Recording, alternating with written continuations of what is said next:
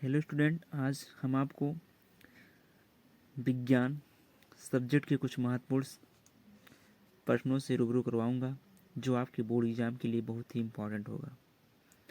तो चलिए एक एक करके ज़्यादा समय नहीं लेते हुए एक एक करके समझते हैं वो कौन कौन से क्वेश्चन हैं जो आपके बोर्ड एग्जाम में इस बार पूछे जाने की बहुत ही चांसेस है, क्योंकि ऐसे क्वेश्चंस जो हर साल लगातार पूछे जा रहे हैं उसी क्वेश्चन को लेकर मैं रूबरू हूँ आज। तो चलिए देखते हैं, पहला क्वेश्चन हमारा आज है समजातीय श्रेणी क्या है, उदाहरण के साथ समझाइए। एक तो इस प्रकार से क्वेश्चन आता है। दूसरा एक क्वेश्चन किस तरह आता है, समजातीय श्रेणी पर संक्षिप्त टिप्पणी लिखिए। और तीसरे मॉडल में किस प्रकार से आता है, समजातीय श्रेणी एवं इसके उपयोग पर संक्षिप्त टिप्पणी लिखिए। तो कहीं ना कहीं घुमा फिरा करके क्वेश्चन वही बात कर रहा है, बस उसको घुमा फिरा करके पूछ रहा है।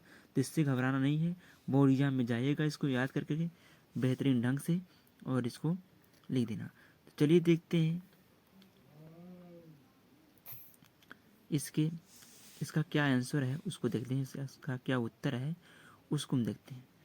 तो इसमें कार्बनिक यौगिकों का वह समूह जिनका सामान्य सूत्र एवं क्रियात्मक समूह एक जैसा होता है उसे समजातीय श्रेणी कहते हैं। अर्थात कहने का तात्पर्य है कि कार्बनिक यौगिकों का वह समूह जिनका सामान्य सूत्र एवं क्रियात्मक समूह एक जैसा हो, अर्थात एक समान हो, उसे समजातीय श्रेणी कहते हैं। तथा उसके सदस्यों को समजात गण कहते हैं। अर्थात जो सदस्य में शामिल होते हैं उस सदस्यों को क्या कहते हैं, समजात गण कहते हैं। उदाहरण के लिए दिया है जैसे methanol CH3OH, ethanol CH3CH2OH, propanol CH3CH2CH2OH।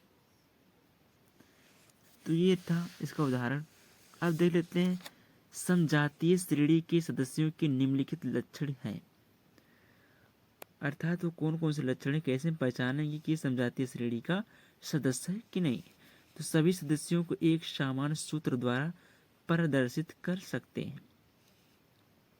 सभी सदस्यों का एक ही क्रियात्मक समूह होता है। सी है प्रत्येक क्रमागत सदस्य के अणुसूत्र में CH2 का अंतर होता है। प्रत्येक क्रमागत सदस्य के अणुभार में 14 U का अंतर होता है। किसी एक सदस्य के गुणधर्म के आधार पर भी सदस्यों के समान गुणधर्म ज्ञात कर सकते हैं। तो ये रहा इसका आंसर, जो देख रहे हैं कई बार पूछा गया है बोर्ड एग्जाम में समजातीय श्रेणी को। तो इस प्रकार से हमने इसको बता दिया आपको।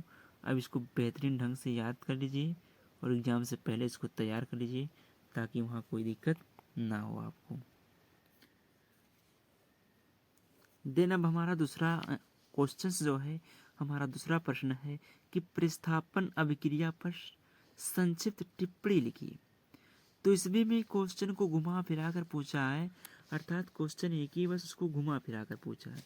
देखते हैं दूसरे मॉडल में किस प्रकार से पूछा है कि प्रतिस्थापन अभिक्रिया को एक उदाहरण देकर समझाइए। अर्थात प्रतिस्थापन अभिक्रिया क्या है उसको एक उदाहरण देकर समझाइए।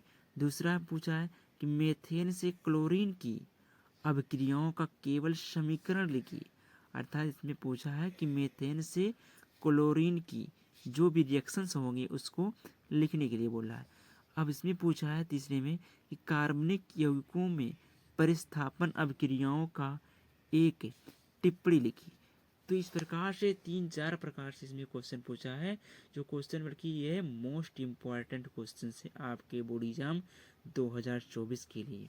तो देखते हैं इसको किस प्रकार से हम लिखेंगे, इसका किस प्रकार से समीकरण है और इसका किस प्रकार से रिएक्शन देख रहे हैं इसको।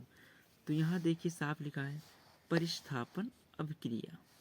तो सबसे पहले हम जानेंगे कि प्रतिस्थापन अभिक्रिया है क्या, उसके बारे में। अर्थात वे अभिक्रियाएं जिनमें किसी कार्बनिक अणु के किसी एक या एक से अधिक परमाणु या परमाणु समूह का किसी अन्य परमाणु या परमाणु समूह के द्वारा परिस्थापन हो जाता है, परिस्थापन अभिक्रियाएं कहलाती हैं।